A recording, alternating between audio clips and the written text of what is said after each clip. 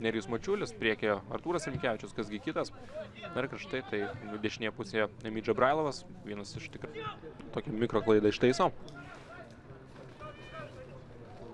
Džabrailovas, vienas prokelis varžovus. O dabar reikėtų greitą ataką nubėgti. Taip, Stumbrui 3-2, Rimkevičius.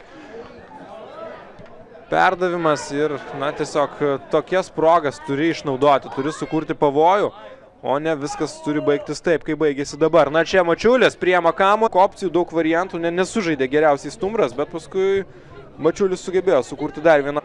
Tačiau bėda, kad čia dar niekas nebaigta. Džabrailovas, labai techniškas žaidėjas, kairė koja šalia vartų. Džiugas Bartkus mato, jaučia vartus ir paprasčiausiai neliečia kamuolio. Veselinovičius, aišku, pergyvena. Nes mato, kad vis tik kartas nuo karto tie gaisrai prie jo vartų kyla. Ir šiandien tikrai negali sakyti, kad Stumbras žaidžia be progų.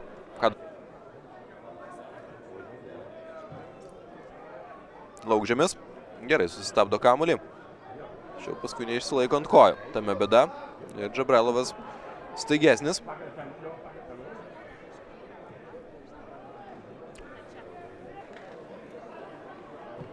Vaskela. Grumėsi dėl kamuolio, ten pirmas bus Džabrailovas.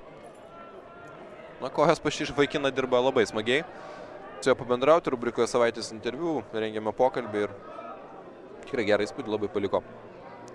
Malonus vyrukas, kuriam svarbiausia.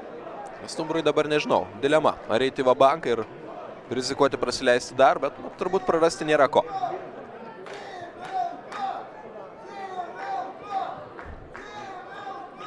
Stumbrai, aišku, jau šiek tiek rankos gali nusvirti po šio epizodo, vis tik skaudu. Džabrailovas. Džabrailovas pats. Kairė koja, rikošėtas, Rimkevičius ir ne, čia yra nuošalė fiksuojama. Vienas, antras, bet kuriuo atveju kamuolys skrieja į vartų plotą. Taip, kad įvarčių tikrai nėra. Suduva, ką dar turi ant suolo, turi Justiną Popierą, atsarginį vartinį. Apmūdus, aišku, tas įvartis trečias, toks, sakyčiau, vėlgi nuo savo žaidėjo, tiesiog nusipjauna kamuolys, gaunasi perdavimas varžovui. Dar ir proga Stumbrui kontratakuoti. Na, Stumbras ir lauks šiandien kontratakų. Galėjo kristi pirmasis šių rungtynių įvartis.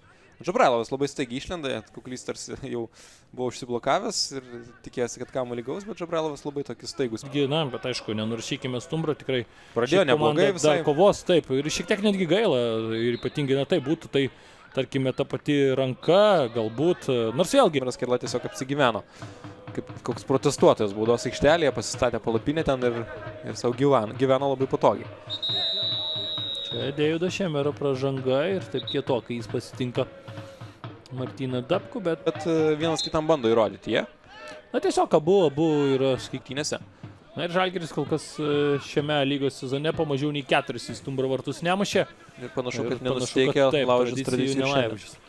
Čia Džabrailovas. Na, ta technika, apie kurią mes kalbėjom, yra, ji niekur nėra dingusi ir išmeta perdavimų, būtent savo fizinė jėga, sakykime, gerai blokuodamas kamuolį, sukurdavo progas komandos draugams. Na, rezultatas 3-0 ir pažiūrėsim, ką mums parodys mūsų mėgstėjai. Sako, kad šį kartą nieko nebuvo. Kad be pražangos žaidžia Kauno Stumbras, Džabrailovas. Per Žalgirį taip Daugas Grigaravičius. Ir paskutinė ataka, galbūt paguodos įvartis. Tarp kitko gražu ir bene